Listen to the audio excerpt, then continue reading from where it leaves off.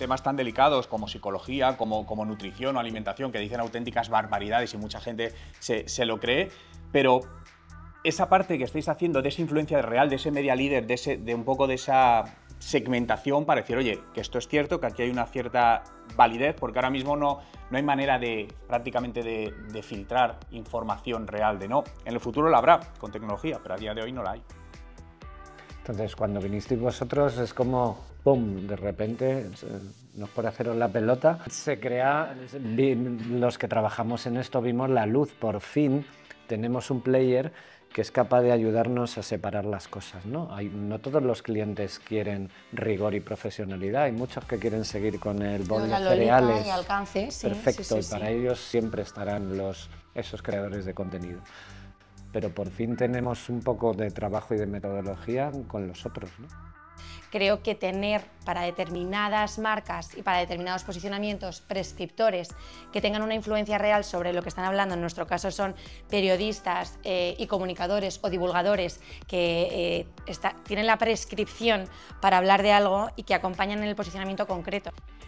La construcción de la confianza alrededor de las personas y el por qué en las marcas les sucede exactamente lo mismo. La marca y en el mundo en el que estamos ahora mismo, el mundo en el que estamos ahora mismo me refiero a un mundo donde tenemos muchísimo más capacidad de interactuar con las marcas, por todos los canales que hay, las redes, los medios, etc. Es fundamental que las marcas eso no lo pierdan.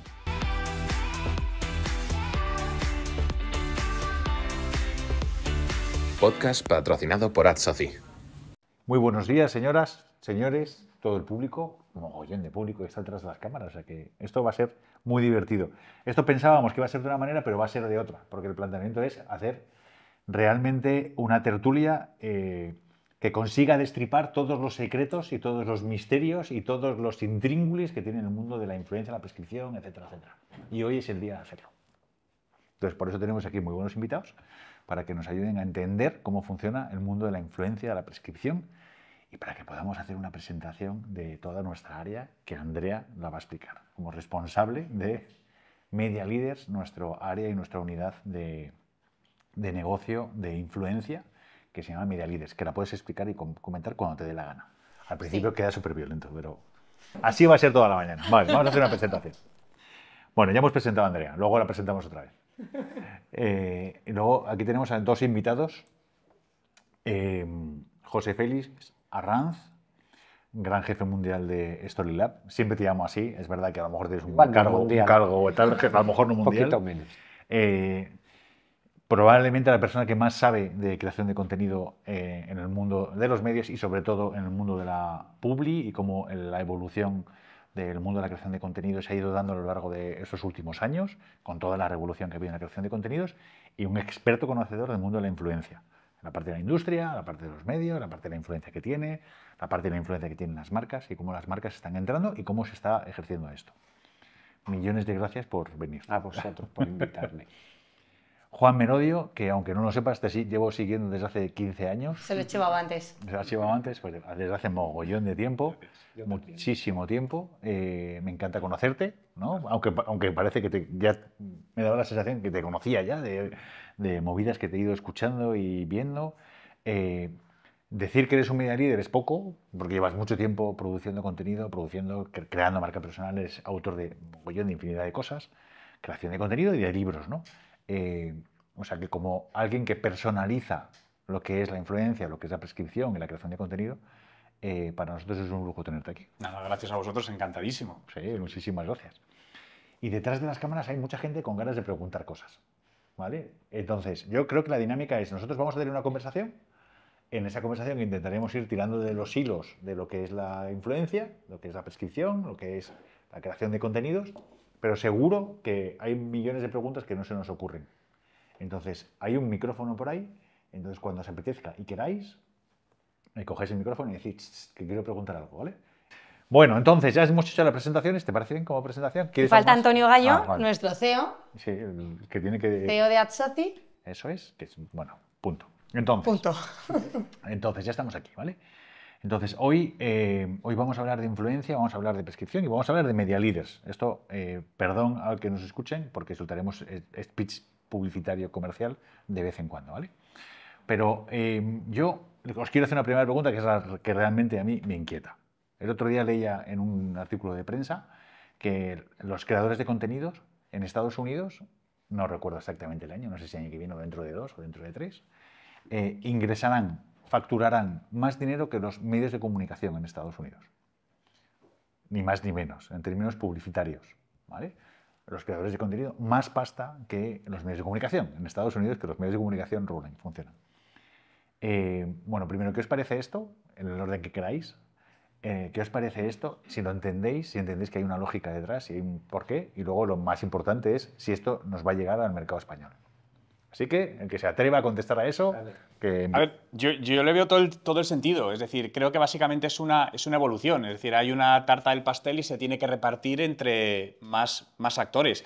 Para mí me parece interesante, lo primero, porque está dando voz a personas que hacen labores en distintos sectores maravillosas. Yo soy un gran defensor de los creadores de contenido. Sabéis que hay mucha crítica también hacia ellos y ellas en distintas cosas, porque muchas veces se ve como un trabajo incluso fácil, ¿no? Que dicen, no, pues esto graba un vídeo y ya está, ¿no? Bueno, pues vive como un creador de contenido de estos tan potentes un día. Vas a ver lo difícil que es y muchas veces ser creativo. Pero yo creo que va a llegar aquí seguro y me encantaría verlo. Porque creo que al final las cosas funcionan cuando hay el equilibrio. Y ahora creo que no hay un equilibrio. Vale. Luego nos cuentas lo que significa eso del equilibrio. En la estadística que comentas americana habría que analizarla bien. Yo quitaría la televisión. La tele va a seguir siendo líder de negocio, supongo, durante muchos años todavía. Pero aparte de esa anécdota, es obvio que las redes sociales han cambiado el ecosistema y la gente, y sobre todo generaciones más jovencitas como Generación Z, ya no busca las cosas como antes, ya no compra como antes, ya no se informa como antes, y eso ha venido a quedarse. Hoy es Instagram, mañana igual es otro medio, otra plataforma, pero eso ha venido claramente a quedarse. Y fíjate, hablando de Estados Unidos, yo estuve el año pasado en casa de unos amigos que viven allí en Nueva York y se acababan de comprar una tele, nos llega la tele, le estoy ayudando a montarla, y en el momento que ya la enchufas te salen por defecto las típicas pestañitas que hay también aquí, ¿no? de HBO, de Netflix, de Amazon, y aparecía Twitch. Y me quedé súper sorprendido. Twitch, le pregunté a mis amigos por qué Twitch está aquí. Hombre, porque Twitch es una televisión más para los americanos, ¿no? Ojo, que para nosotros es un canal de comunicación por ahora muy minoritario, en el que poco menos que hay solo gamers y esports, ¿vale? Pero para los americanos, que nos llevan unos cuantos años a nivel marketing y comunicación, es una televisión más, es un canal de entretenimiento más, que compite con Netflix, con HBO y demás. Entonces, ojo, que lo que pasa en Estados Unidos termina pasando aquí 5 añitos después. Vale. Luego veremos si os parece, si eso es una tendencia del creador de contenido al canal de televisión y viceversa. Si la tele tiene que ser cada vez más creador, no solamente creador de contenido, sino entender la lógica que hay o los códigos que tienen los creadores de contenido, bueno, y adaptarse a un mercado, ¿no? Andrea, ¿qué opinas sobre el asunto? O sea, yo me sumo mucho al speech de José. O sea, al final basta ver ejemplos nacionales como puede ser Actuality, que realmente lo que necesitan es traducir contenidos. O sea, al final la gente, lo que decía, ya no busca en Google, busca en TikTok. Entonces, al final hay un cambio de tendencia de consumo, que el medio en sí mismo para ciertas generaciones no da la información de la manera en la que esta generación está acostumbrada a recibirla, ¿no? Entonces, creo que cada vez vamos a consumir información más por parte de prescriptores. Creo que ahí será muy importante la cuña publicitaria que voy a meter, de los prescriptores, de los periodistas, de los creadores de contenido que realmente tienen una credibilidad para aportar información veraz, y será muy importante para hacer llegar la verdad a las personas, ¿no? Vale. Por terminar con el mundo tele, no es coincidencia que en España las dos principales teles, Antena 3 y Mediaset, han comprado agencias de influencia, ¿eh? O sea que, ojo, que están aprendiendo. Ya. Y un tema perdón, no, es que me estaba acordando lo que has dicho de TikTok. El otro día me mostraron unas pruebas que está haciendo, creo que es iPhone directamente, en Estados Unidos con TikTok, donde te pone una barrita de buscador de TikTok directamente. Entonces, están facilitando ya directamente en la pantalla ese acceso directo a esa información. Entonces, al final aquí lo primero que vemos es casi lo primero que vamos a hacer. Y aquí también incluiría la parte de inteligencia artificial, que sabéis que ChatGPT está siendo un canal de buscador de información y de influencia, es decir, donde ya Tú buscas productos, por ejemplo, y realmente te está haciendo recomendaciones, y eso que de momento no han habilitado el poder de alguna manera enviarle los productos, pero lo están desarrollando ya porque lo han comunicado. Entonces eso también va a dar un giro importante. Me estoy acordando de los primeros podcasts que hicimos, creo que el segundo fue contigo, que hablábamos de la IA, o sea, como todo va adelantándose a pasos gigantescos, hablábamos del futuro de la IA y tú decías, yo no me imagino influencers de IA, ¿no? Como Alba, sino me imagino un recomendador de tendencias, me acabo de acordar, mírale, el gurú. ¿Conocéis Perplexity? Sí. Yo la estoy utilizando ahora para todos los viajes que hacemos. Es increíble lo bien que recomienda viajes. A todo esto, que tú eres creador de contenido. Se llama Perplexity, pero mañana se puede llamar un influencer que se llame Kiko. No quites importancia a lo que acaba de decir Antonio. Bueno, lo he quitado. Volveremos, es verdad, porque es influencer. Ojo, es creador de contenido. Exacto, estás en las dos partes. Porque esto sí que es otro debate. Creadores, influencers, creadores de contenido influencers, prescriptores, minealides. ¿Cuál es el término a utilizar? Yo creo que ¿Todas depende las para industrias le gusta llamarlo de la misma manera? ¿Tiene sentido llamarlo de una manera o de otra? ¿Cómo lo veis vosotros? A ver, yo creo que el término influencer está siendo mal visto. Es decir, no sé cómo lo veis vosotros. Es decir, ¿os suena mal si alguien dice influencer versus creador de contenido? Sí. Claro, esa es la realidad. Entonces, ¿al final es lo mismo? Sí, es lo mismo. Pero al final es un término que se ha explotado mucho y llega a sonar mal. Entonces es como, si eres influencer, buah, es alguien que como casi que vive el cuento. También ha habido muchos influencers chungos que han hecho mucho daño. No voy a dar nombres, pero es algo que está pasando. Entonces, creador de contenido es como la evolución más cool. Ya. ¿Sí? Sí, estoy de acuerdo. Para mí, además, que trabajo en una agencia representando y haciendo campañas con clientes, quiero pensar que yo contrato a creadores de contenido.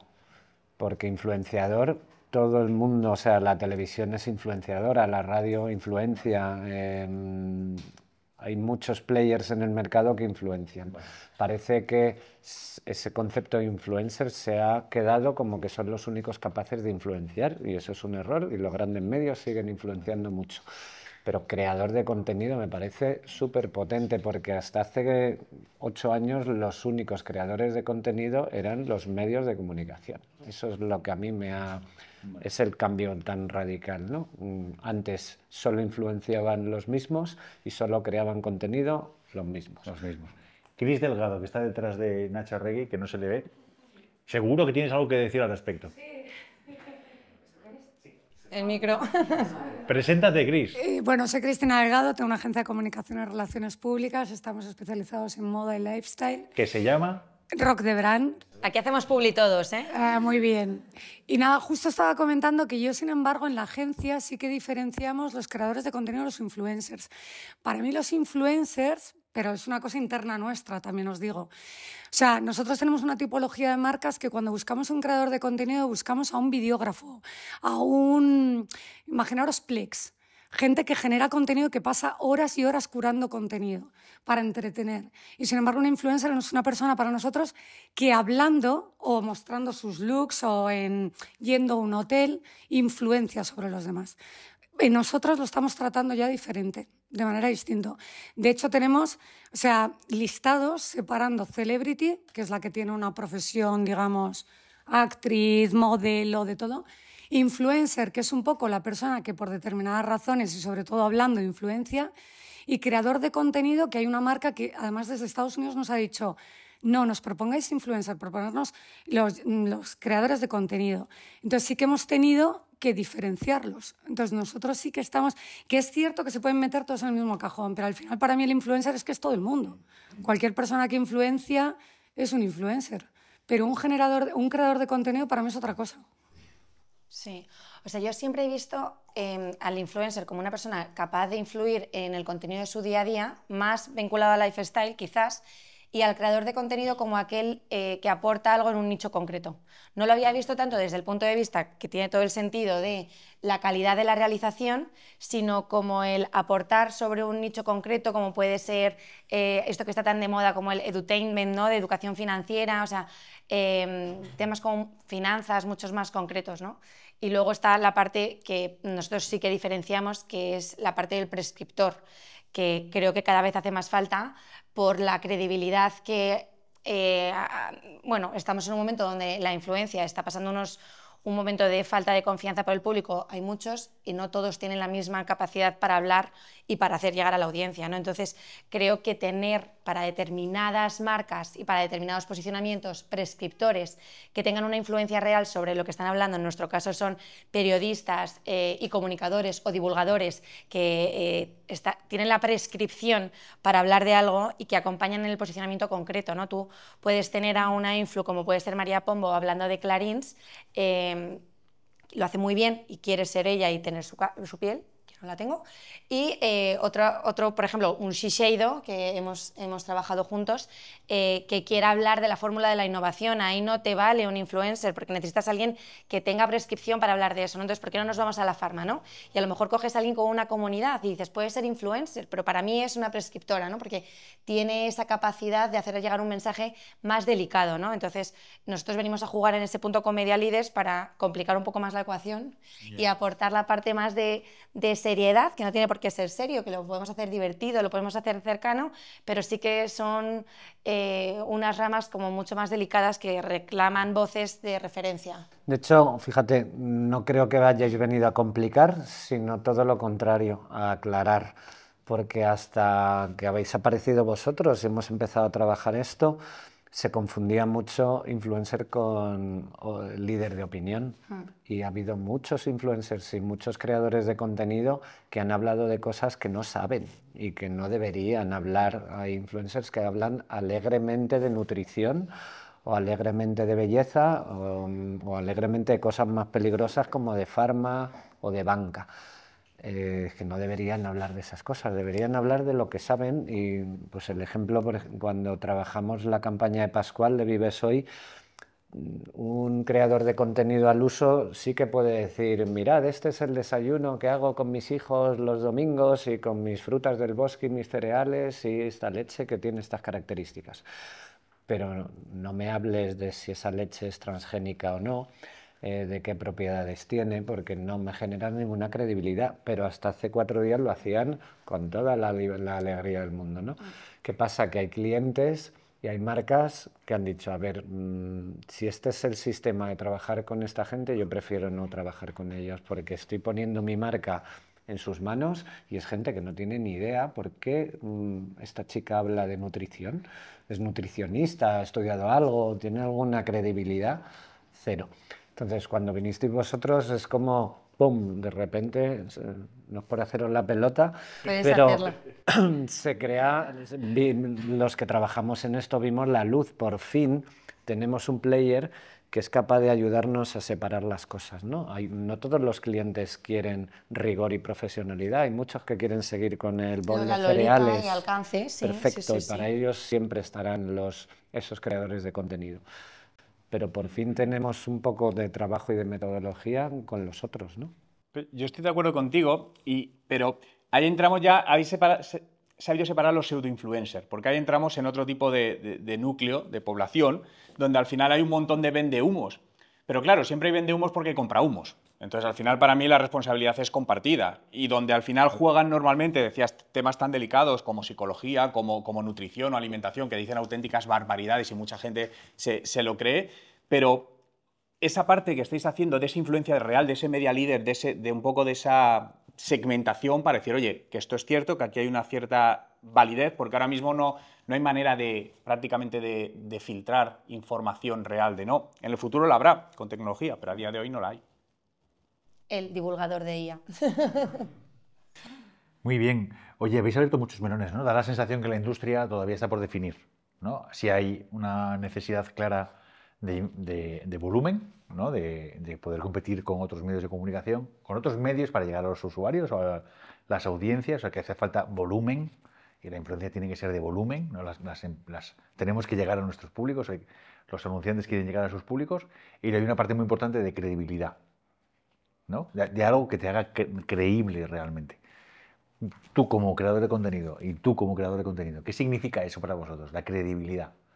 O sea, ¿cómo vosotros construís, cómo queréis ser creíbles a vuestros públicos? Yo creo que, o al menos en mi caso, siendo como eres y haciendo aquello que te gusta. Yo creo que es tan difícil ser creador de contenido a lo largo del tiempo que o disfrutas el proceso o caes.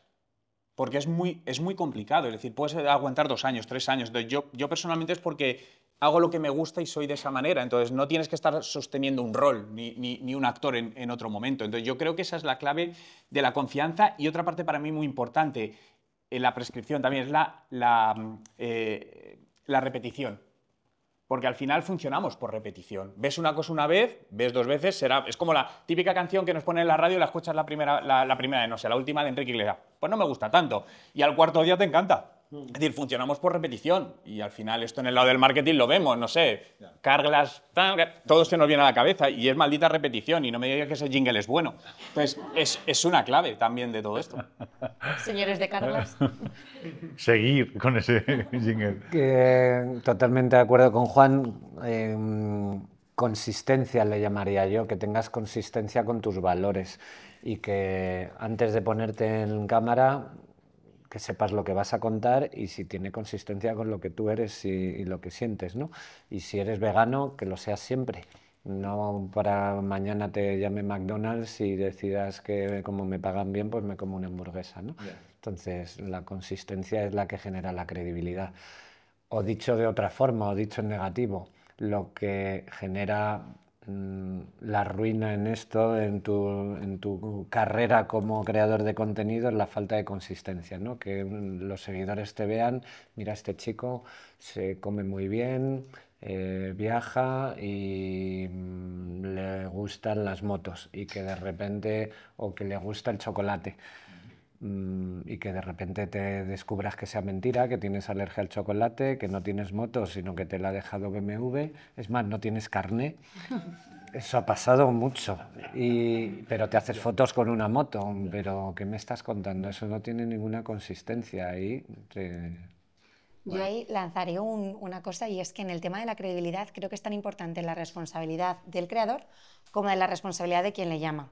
O sea, nosotros, por ejemplo, a la hora de hacer el scouting es muy importante, una vez valoramos y hemos hecho un estudio de lo que quiere el anunciante, realmente si casa bien con la persona a la que yo estoy llamando. O sea, no puedo llamar por llamar. ¿Qué hay detrás? ¿Qué comunica? ¿Cuáles son sus valores? O sea, hacer un poco de conocimiento del perfil, ¿no? O sea, ¿qué pasó con una marca que no voy a mencionar porque me gusta mucho y Aitana, ¿no? Que había una hamburguesa que era sin gluten y de repente, ¿cómo va a comer esta hamburguesa si es sin gluten? Y dices... ¿no? O sea, ¿por qué ella no levanta la mano y dice tal? Porque tú no tienes por qué saberlo, ¿no? Pero es esa responsabilidad que yo creo que va compartida y que para que haya credibilidad y que haya confianza, los que estamos detrás tenemos que trabajar en que eso conexe muy bien, ¿no? Y que haya coherencia. Entonces, ahí la parte de la prescripción, ya sea en influencia o en media leaders, es importante que de lo que hables tenga sentido con tu vida. Y lo que dices, doy fe de ello porque, de hecho, hablabas de McDonald's. Cuando me llamasteis para la campaña de McDonald's, yo soy un fast food lover.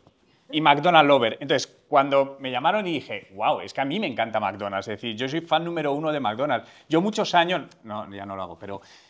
¿Os acordáis las hamburguesas de €1? Yo me las compraba de 20 en 20 y me las comía a las 6 de la mañana porque recalentadas en el microondas están muy buenas. ¿Pero te comías 20 No, pero me duraban 3 días. Vale, me dejas más tranquilo. Pero esa segmentación es cierta. Entonces, claro, cuando grabamos la campaña de McDonald's, yo estaba emocionado en un McDonald's. Y esto lo grabamos, de hecho, cuando hubo el apagón, ¿no? Ahí estábamos. Y nos sucedió una de las cosas que para mí era de mis mejores sueños truncados. Se escondió, se comió 20 hamburguesas. No, dilo. Fue horroroso. Digo, ¿te puede pasar algo mejor que quedarte encerrado en un McDonald's? Digo, esto es maravilloso. Sin electricidad, no podíamos comer. Sin poder comer. Entonces, claro, fue uno de mis mejores sueños, pero quedó al 50%. Fue un mito destruido. Sí, totalmente. Totalmente.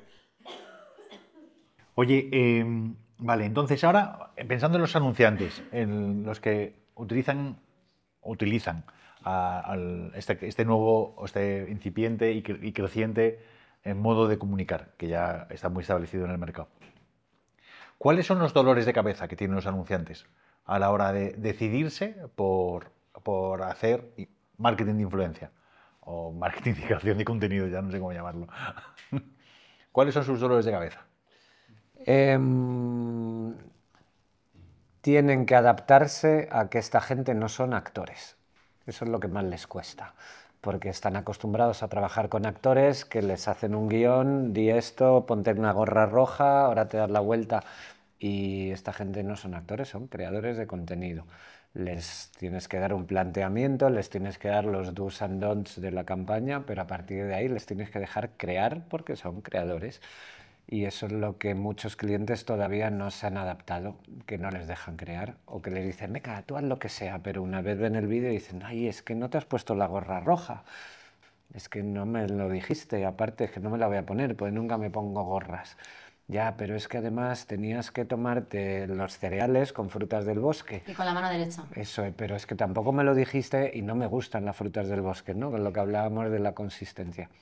Entonces, eso es nuestro mayor dolor de cabeza, que realmente les dejemos crear. Pero eso no es un poco complicado, además. O sea, el gestor de la marca, el que dirige y tiene que velar por el buen uso de la marca, que le pagan para eso, o incluso puede ser el dueño de la marca, es el primero que tiene que venerar esa marca, ¿no? O tiene que cuidarla.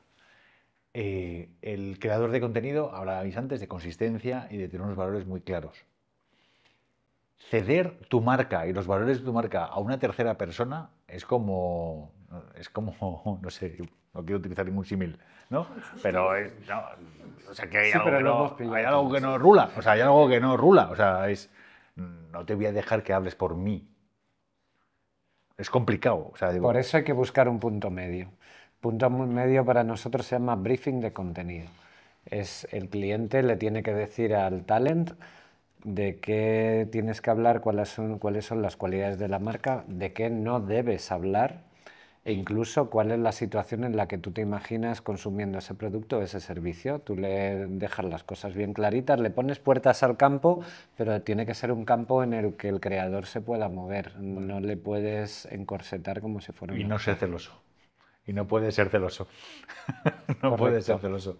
Yo fíjate que otro de los dolores de cabeza, en nuestro caso, ¿no? Que trabajamos con muchísimos perfiles que al final son periodistas o comunicadores, no trabajan, o sea, tienen una comunidad detrás, pero no viven de esa comunidad o de esa red social, viven de su trabajo como periodista, como comunicador, como divulgador, y entonces, bueno, hay una parte de educación de estas personas. Tienen trabajo por las mañanas, te van a tardar en contestar, estas personas no están acostumbradas a ponerse delante de la cámara de esta manera concreta, entonces hay una parte, en nuestro caso, desde Media Leaders, de acompañamiento y de educación a ambas partes, ¿no? Educación y respeto al Media Leader, porque le tienes que acompañar en el proceso, ¿no? O sea, ¿qué son las stats? Y es como, bueno, te lo explico.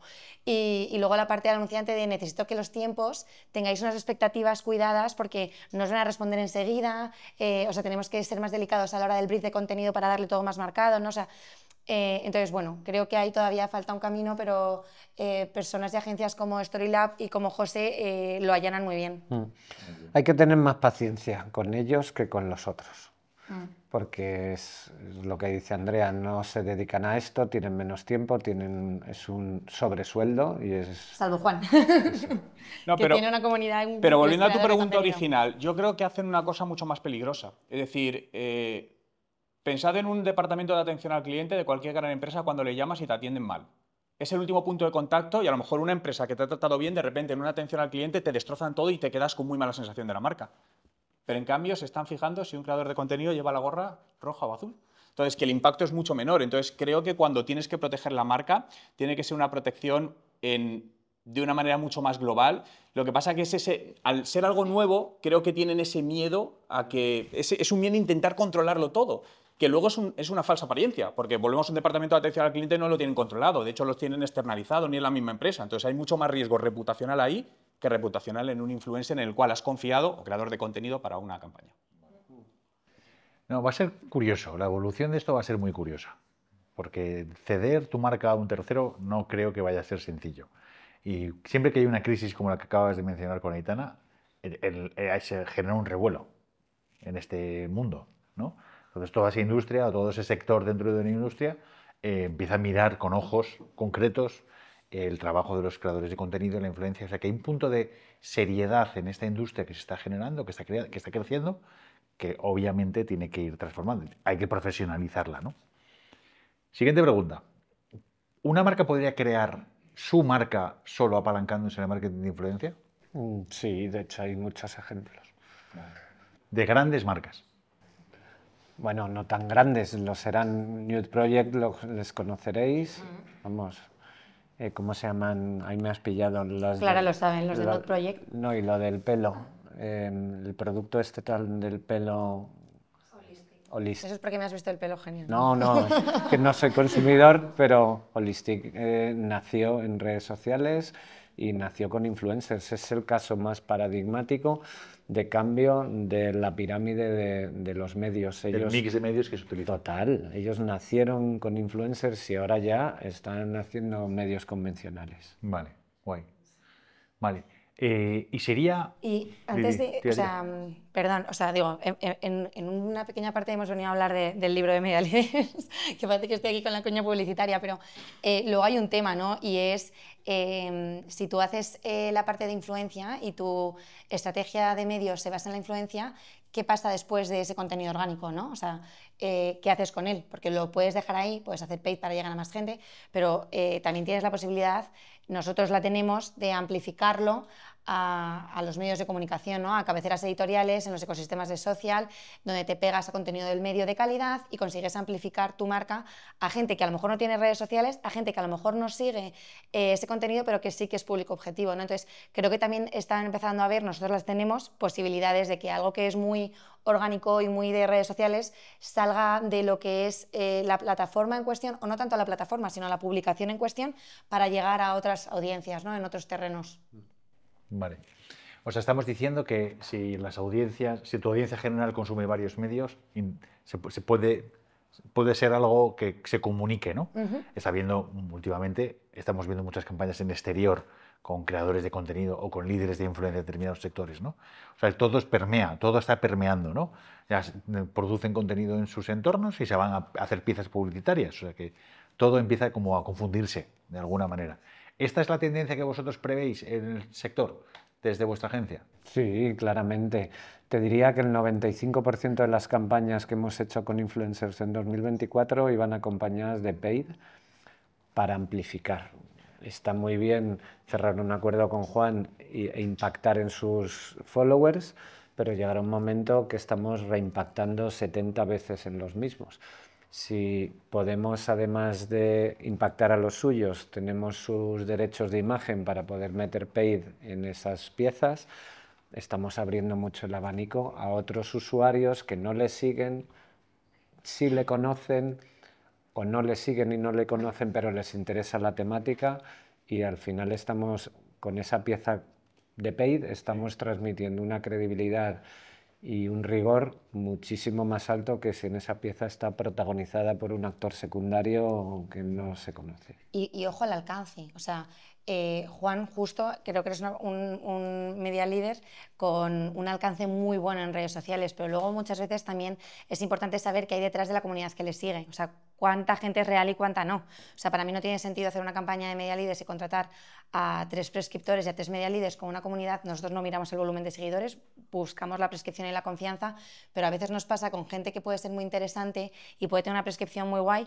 pero que luego te pones a analizar la calidad de su audiencia y tiene un índice de confianza de un 40. Y dices, no, o sea, yo no puedo tener una agencia donde hable de credibilidad y de confianza y poner encima de la mesa un prescriptor que tenga un 40, ¿no? O sea, no es el caso, por ejemplo, de Juan, que todo va con coherencia, porque tienes una buena audiencia, tienes una buena comunidad, tienes una comunidad educada, le has sabido llevar por el camino, ¿no? Entonces paso la pelota a... Pero ahí tenemos otro prescriptor que se habla poco, que es el prescriptor jefe, que es el algoritmo. Es decir, la comunidad pasa a un segundo plano, porque tú tienes esa comunidad bien creada, pero el algoritmo dice, pues no te lo muestro, y no te lo muestro, y esto es así. Entonces tenemos que trabajar por, de alguna manera, gustar primero al algoritmo para que el algoritmo lo muestre a esa audiencia. Es decir, y realmente, al final, el algoritmo en sí es un influenciador, porque él juega con lo que se llaman burbujas de Internet, que al final te va a mostrar lo que quiere que a ti te guste, y lo que para ti es tu realidad y tu verdad. Entonces, yo lo defino muy claramente, aunque suene mal, pero es la dictadura de los algoritmos. Y ahí vivimos, porque estamos constantemente mandando datos desde que nos levantamos, cogemos el móvil, hacemos deporte con nuestro watch, con todo esto, absolutamente todo. Y luego, por hacia dónde vamos, y vuelvo al mismo tema, yo creo que vamos a introducir un nuevo player en el mercado que ya está entrando, son los avatares de IA. Es decir, porque al final, a nivel, si nos vamos a cuenta de resultados, funciona mucho mejor, hay que ser realista, tienen costes mucho más contenidos, pero estaba la semana pasada hablando con la directora de e-commerce de Hugo Boss, y nos comentaba lo que estaban haciendo con avatares de IA en su e-commerce a nivel mundial, entre ellos la parte de España. Ella es española, pero vive en Alemania. Y los modelos que vemos en el e-commerce de Hugo Boss no son reales, son avatares de IA, no son personas. Entonces, claro, nos desglosó todos los costes, la reducción de costes que han tenido, y estamos hablando de un 90% de campañas. Es decir, no es sector lujo, es sector premium, pero cuando te metes en hacer todo el shooting, absolutamente todo, a lo mejor hablamos de campañas de 80, 100.000 euros. Claro, es que me estaba hablando que 4, 5, 6.000 euros el coste. Entonces, eso es un cambio también importante, y si eso lo llevamos a la parte de la influencia, yo creo que por ahí va a ir mucho, porque seamos conscientes también que a día de hoy las empresas cada vez tienen un mayor problema en general de rentabilidad. Si lo vamos a cifras de negocio. Entonces, toda la nueva tecnología lo que hace es mejorar esas cifras de rentabilidad. Yo me bajo, ¿vale? Me bajo de este mundo y me voy de aquí. Me voy. No quiero estar en este mundo. O sea, ni de coña. Me quiero ir con José y a viajar con él. A comer bien, a dormir bien, a estar fresquito o no. Pero paso de los avatares de ella. Donde no se hable avatares de ella, paso de vosotros. Que no sepáis. Estoy contigo. Lo que pasa es que, joder, acabas de desmontar todo el castillo. Y para mí no es un castillo de naipes, es un castillo bien construido. O sea, estábamos hablando de credibilidad, estábamos hablando de valores, estábamos hablando de influencia en un entorno concreto, de que tus audiencias creen en ti, y ni de coña un avatar de ella va a hacer eso. Puede hacer atención al cliente, puede hacer e-commerce, pero si los seres humanos nos dejamos influenciar por avatares de ella, me bajo de esto y me piro. Fíjate. Me piro, me dedico a otra cosa. Lo siento. Cerramos el ¿Alguien se quiere chiringuito. venir conmigo? Antonio, por... No, tío, no me digas eso, por favor. Si bien estoy de acuerdo con Juan, pero discrepo en el proceso. O sea, este próximo año, los próximos 2 años, no creo que vaya a haber influencers virtuales con credibilidad, rigor y profesionalidad, que es Media Leaders. Sí, en 5 años. Ojo, que igual en 5 años sí que esos influencers virtuales recogen y gestionan tanta información y saben darte exactamente lo que tú pides y necesitas, que en 5 años ya te fiarás de tu influencer virtual. Pero hoy por hoy, para un shooting de fotos sí que te vale para Hugo Boss, pero Hugo Boss no va... Cosas, Imagínate Hugo Boss que me esté... transaccionales. Tú entras a ver un influencer virtual y te está hablando de qué bien le queda la nueva ropa de primavera-verano de Hugo Boss. No me genera ninguna credibilidad. Si no existes, no puedes hablarme de moda, y mucho menos si fuera un coche, ¿no? Es que hay una influencer virtual española que es brand ambassador de una marca de coches. Pero ¿qué credibilidad tiene eso? Por favor, pero el me gusta conducir de BMW, ¿cómo lo va a poder percibir? Tangibilizar, ¿no? ¿No? Alguien Ya. que no... O sea, Pero en un futuro... sí me creo que personajes de ficción, de animación, películas, o sea, personajes que puedas crear, que puedan tener una personalidad concreta y los puedas llevar a las redes, y te puedas llevar a Mickey Mouse a las redes, y te puedes llevar a, no sé, o sea, Mickey Mouse, imaginaos mi edad, ¿no?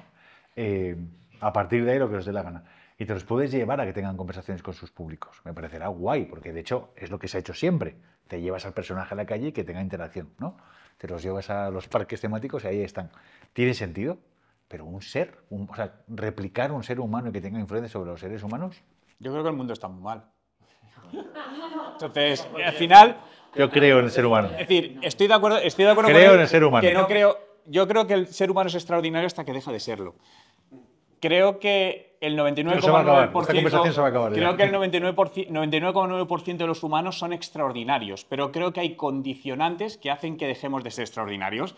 Vienes conduciendo por Madrid y una persona encantadora de repente te hace una jugarreta, pues porque va mal de tiempo, es decir...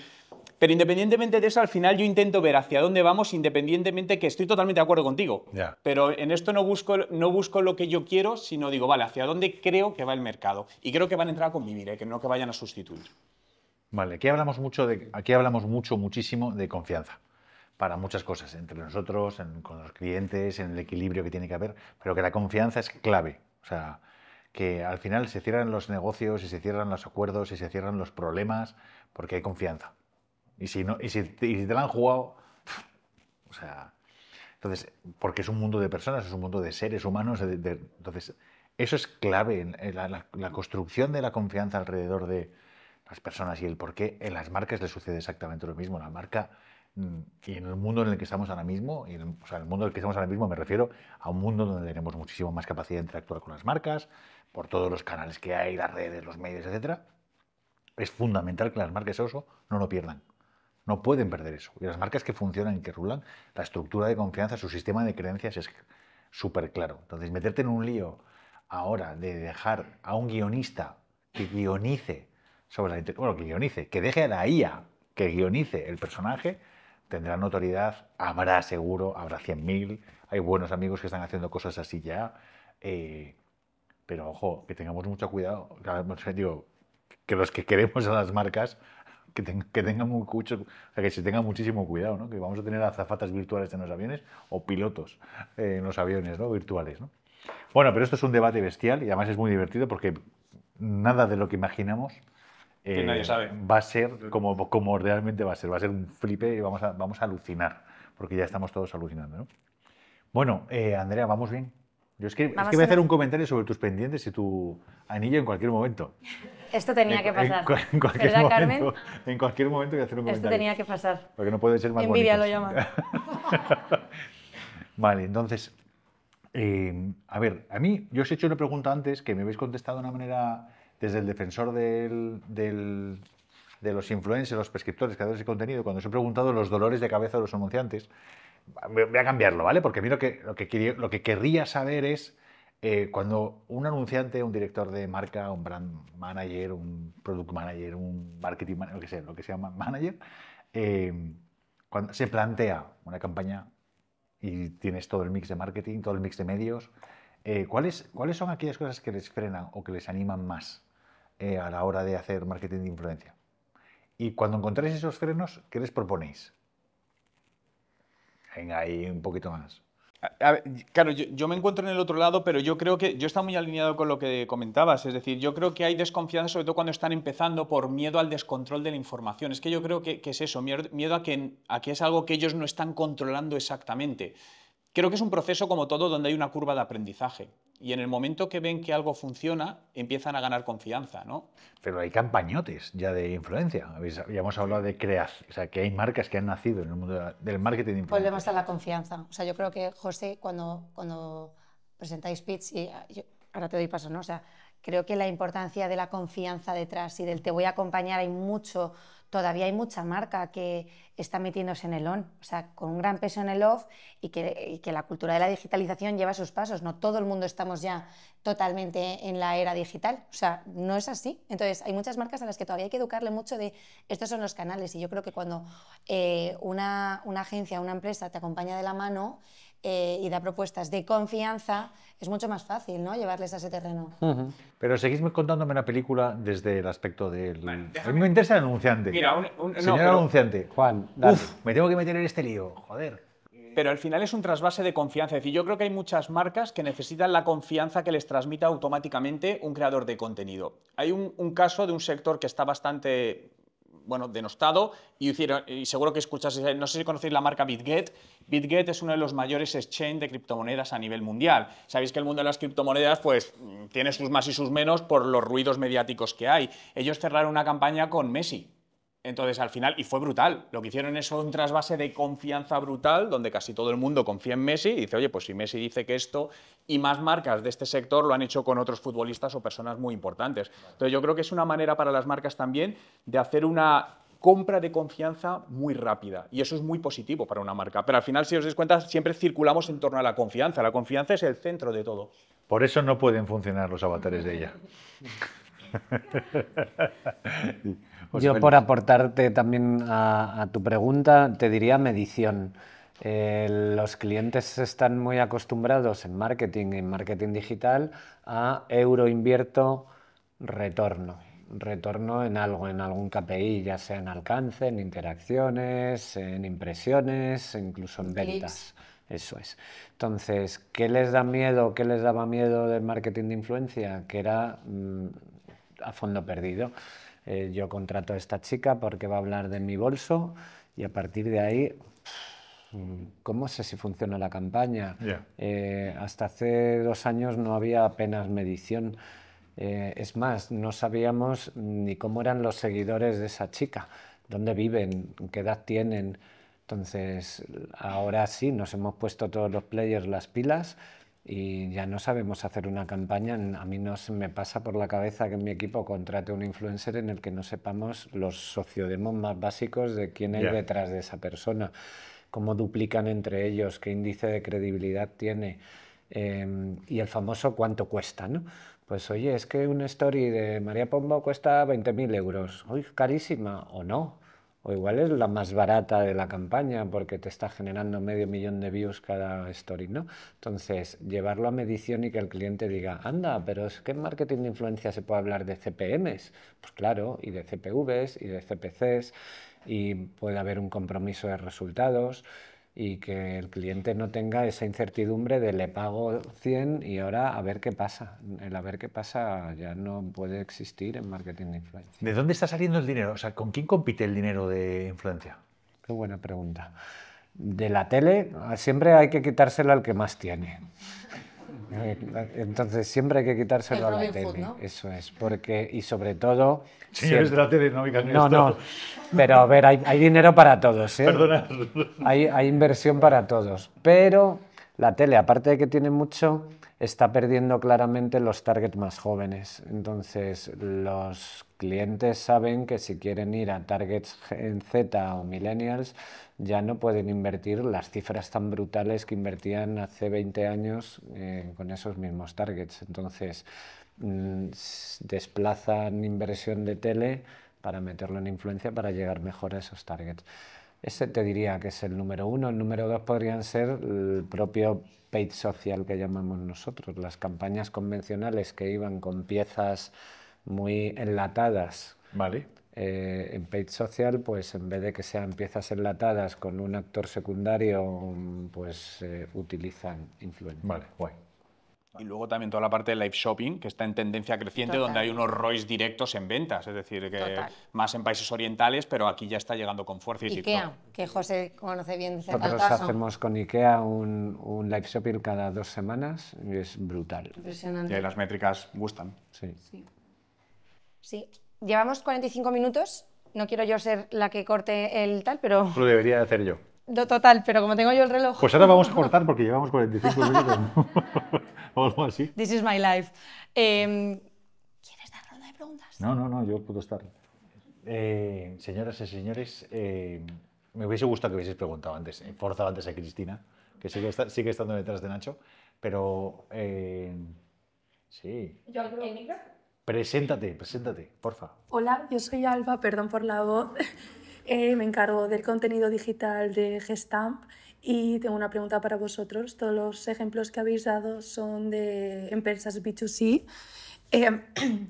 ¿Qué pasa con las empresas B2B en el marketing digital? Muchas gracias. Creo que podrías volver al caso de McDonald's y el franquiciado. Creo que en el caso de McDonald's, eso, para franquiciado, para toda la parte del impulso de los franquiciados, personas que quieren emprender bajo un marco de seguridad muy elevado y todo acompañado, al final... Es muy cierto que casi todo cuando se habla de creación de contenido de influencia se va al B2C, pero el B2B... De hecho, Media Leaders está trabajando muy bien el nicho del creador de contenido B2B, que es donde falta realmente. Y campañas, por ejemplo, pues como NH, que ya he hecho para la parte de business, el plan que tienes de Business Executive, campañas como el Santander también. Entonces, yo creo que es algo donde es más nuevo, pero creo que hay un mar de oportunidad mucho más grande que en el B2C porque está menos explotado. Sí. Y las empresas que sepan ser rápidas en ello cogerán grandes beneficios de ahí. Yo creo que ahí también es importante identificar canales. O sea, a lo mejor tienes que hacer un cambio de mix de canales de redes sociales, ver dónde está la audiencia que te interesa, pero hemos hecho muchas cosas hemos hecho hasta con TPVs, ¿no? O sea, para que los restaurantes, de la mano de chefs o de personas lifestyle que están muy cerca de diferentes restaurantes, le den la posibilidad a los restaurantes de conocer esta manera de pago. O sea que ahí hay un nicho muy potente y yo creo que Juan lo ha indicado muy bien, no está tan explotado y la credibilidad y la confianza de gente que está muy metida en ese nicho concreto a la audiencia le puede aportar un montón. Es una segmentación mucho más cerrada, mucho más quirúrgica. Nosotros es verdad que contamos, a la hora de hacer la amplificación, contamos con toda la data comportamental de los medios de comunicación, porque en AdSoci tenemos una tecnología que trabaja distribuyendo el contenido de los medios. Entonces tenemos muy bien identificado la data comportamental de los medios y tenemos toda la segmentación social de las redes. Entonces esto nos permite hacer una segmentación muy quirúrgica para llegar a esos B2B, ¿no? Que no es un público tan genérico. Entonces son campañas donde es más nicho del nicho, ¿no? Pero tienen muy buenos resultados. Y una cosa más, Alba, es decir, otra de las cosas, yo casi todo lo que trabajo es B2B, y una de las guerras que tengo es que B2B es LinkedIn. No. Instagram es B2B, TikTok es B2B. ¿Por qué? Publicitariamente, lo primero, tienes segmentaciones por B2B, directamente puestos, dependiendo del país, nivel de ingresos, industrias que han estudiado, etcétera, etcétera, pero porque al final en el B2B son personas igual, que representan una empresa, y las personas, aunque no generen contenidos en Instagram o TikTok, están ahí para stalkear a su hija o su hijo o para lo que sea, pero están ahí y son impactados. Entonces, a ti tú lo que buscas es el impacto. Por lo tanto, yo no me cerraría solo a LinkedIn, sino que abriría el resto de canales donde esté tu audiencia, esté como esté. Justo. Porque Yo puede haber... decir algo. ¿Puedo? Sí, ¿Vas a por decir algo, supuesto. José Félix? No. O sea, vuestra empresa es muy peculiar. Sí, o sea, es un bichazo mundial que vuestros clientes, por vuestros productores, la producción que tenéis, la magnitud que tiene la compañía es profundamente industrial, y el B2B es la esencia de vuestra compañía. O sea, estáis hablando de que hablar en ese mercado no tiene nada que ver con el mercado de consumo, nada que ver, es otra historia totalmente diferente, y requiere trabajar sobre territorios de conversación o hablar sobre arcos narrativos muy concretos y con profesionalidad, porque es verdad que no vale cualquiera. O sea, vuestros prescriptores tienen que hablar de cosas que el común de los mortales no solemos hablar. No solemos hablar.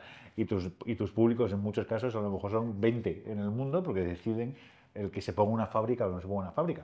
Digo que es verdad que vosotros tenéis una peculiaridad sobre prácticamente cualquiera de los restos de los seres humanos. A mí me encanta. Se puede hacer un modelo de prescripción en el B2B, y particularmente con vosotros, muy interesante, pero no es fácil.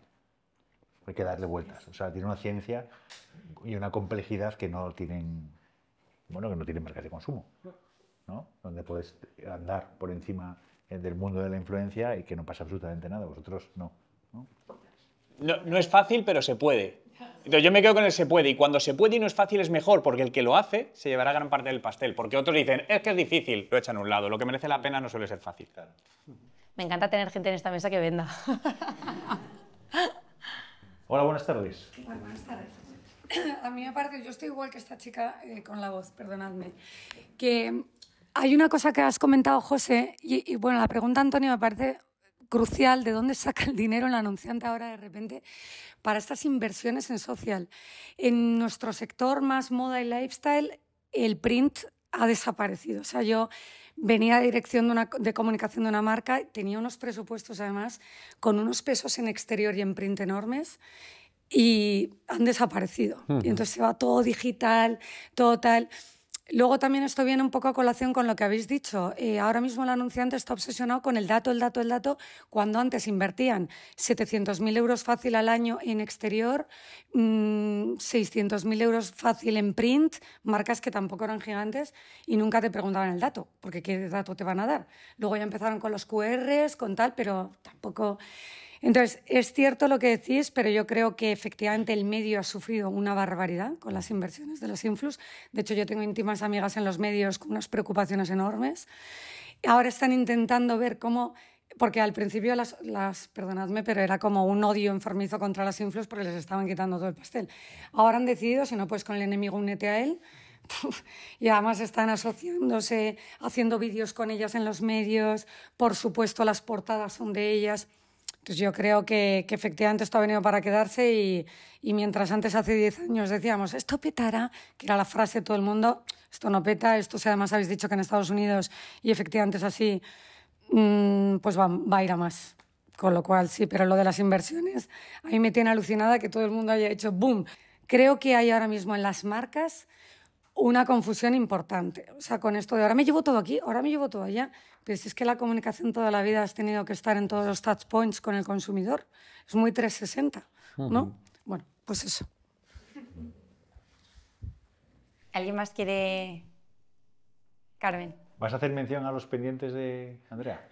Era lo primero que iba a decir.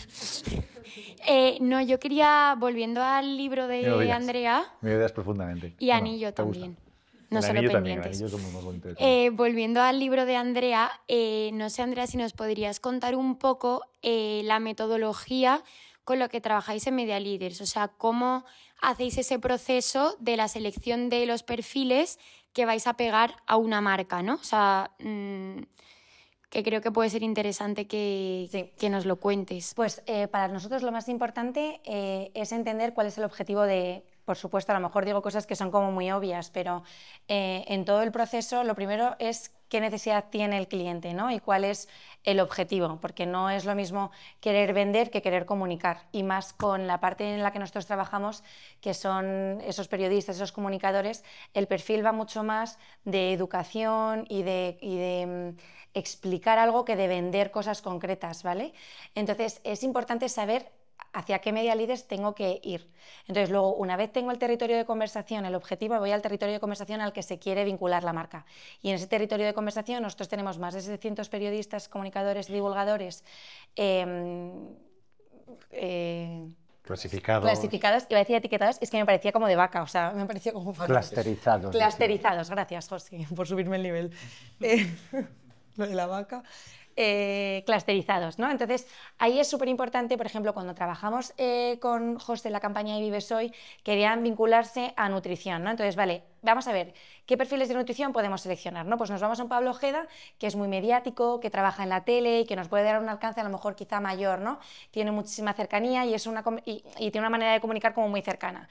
Luego me voy a Sonia Lucena, ¿no? Que tiene un método de nutrición propio, que es nutricionista, pero también es psicóloga. Entonces, aborda mucho la psicología desde la alimentación y es muy interesante, ¿no? O me voy a Carla Sánchez, que tiene la parte más de wellness porque tiene una metodología de deporte y es nutricionista, pero a la vez tiene como un centro de deporte. Y dices, qué interesante vincular la nutrición al deporte, ¿no? Entonces, intentas buscar media leaders que se vayan complementando y que le den lo máximo al cliente, ¿no? Para que, o por ejemplo, en sostenibilidad, siempre hablamos mucho de ¿por qué siempre vamos al cambio climático? ¿O es lo primero que se nos pasa por la cabeza cuando nos queremos meter en el nicho de la sostenibilidad? Pues nosotros tenemos una media líder que es encantadora, que se llama Laura Opazo, que habla de la moda sostenible. Entonces, si yo me quiero acercar a Andrea y Andrea fuera target de la campaña, a lo mejor a mí no me acercas desde la parte más de medioambiental, pero si me voy a un lado de moda sostenible, a lo mejor tu mensaje me llega de una manera súper orgánica y con mucha coherencia, ¿no? Entonces, siempre intentamos buscar esas maneras diferenciales para llegar a un mensaje y que sea consistente y que esté en la persona adecuada, ¿no? Pues analizamos mucho el sociodemo, analizamos mucho el índice de confianza y analizamos que la manera de comunicar tenga coherencia con ese brief de contenido de qué quieren comunicar y cómo. Porque a lo mejor si buscamos seriedad no me vale cualquiera, si buscamos que sea espontáneo no me vale cualquiera, no son creadores de contenido, son comunicadores y periodistas, ¿no? Entonces es como mucho más delicado. Yo diría una cosa más, que es que no jugamos con nuestro dinero, jugamos con el dinero de otros, ¿no? Con el dinero de nuestros clientes y para eso, o sea, eso para nosotros es sagrado, ¿no? Es sagrado. Totalmente. Siempre vamos con compromiso de impresiones, que lo decía José, ¿no? En esa manera de, si te estoy hablando de credibilidad, de confianza, a mí no me vale que me digas, pues voy a hablar con X personas pero no me exijas impresiones, si al final tú lo que quieres es que esta persona ponga tu cara, ya, pero yo estoy en un marco de confianza y de credibilidad donde voy a trabajar acciones que tengan un compromiso mínimo. Entonces, bueno, yo creo que eso también da consistencia, ¿no? a la propuesta de valor. Sí, señor. Bueno, voy a decir una cosa que tenía que haber dicho al principio, que no la he dicho, que es que estamos grabando un podcast. Me he dado cuenta que muchos de vosotros veníais a una presentación de Media Leaders y nos hemos contado al principio que nosotros tenemos un podcast, que este sería el capítulo 27. 27, 28 ya. O sea, digo, ya llevamos unos cuantos y cuando ayer estábamos preparando esto, pues a alguien se le ocurrió, ¿por qué no cambiamos el formato? Sí, ya lo sé. Pero, ¿por qué no cambiamos el formato y en vez de hacer el típico speech rollo, por qué no hacemos un podcast y ya aprovechamos, hacemos el podcast, contamos todo y lo hacemos de una manera más informal, ¿no? Intentando sacar... Había gente que no podía venir, o sea, gracias a todos los que estéis aquí, porque junio es un mes complicado, entonces había gente que nos preguntaba, oye, pero ¿y online? Y digo, la verdad es que no lo teníamos previsto hacer en modelo webinar, pero bueno, también es una manera de luego poder compartirlo con los que no habéis podido venir y sabemos que estáis ahí también, ¿no? Sí. Y que, ya por cerrar, que sepáis que el podcast se llama no tenemos, no, ¿cómo es? Ni Ni idea de de publicidad publicidad digital. digital, ¿no? Pero porque es así. Estamos aprendiendo y aprendemos siempre de seres humanos, voy a dejarlo claro, de seres humanos de los cuales aprendemos mogollón y que ha sido un claro ejemplo de esto, ¿no? Gracias, Andrea, por contarnos, aunque somos compañeros de penurias. batalla. Gracias por contarnos, José Félix. No nos has contado nada de tu canal, me quedo con la pena. ¿Cómo se llama tu canal? Viajando a nuestro aire. ¿Vale? Es que estaba Viajar buscando, bien y comer bien. Es bestial. estaba buscando qué relación podemos tener en Viajando a nuestro aire con Media Leader, ¿no? Pero Cualquier turismo de... sí, se puede la encontrar. Sí, Sí. Y vamos a buscar clientes para eso. Estaría De hecho, a bien. partir Puede de estar ahora muy mi bien. único objetivo va a ser Ser encontrar ese, clientes que para me- eso. Que me retiréis. Y- Pero aparte Y de me ese dedique super a viajar. ¿Quieres que es mi representante? idea. aparte del super canal, muchísimas gracias por hacernos entender la industria, cómo funciona la industria y lo que estáis haciendo para hacerla crecer y para que los anunciantes sigan confiando en ella, ¿no? profesionalizar también, Y muy profesionalizarla. importante. Y Juan, me encanta haberte conocido, me ha encantado, millones de gracias por venir y que se repita, ¿no? Porque la conversación ha merecido la pena. ¿Vale? Muchísimas gracias. Gracias a todos. ¿Alguna pregunta? ¿Nada? ¿Dónde está el café?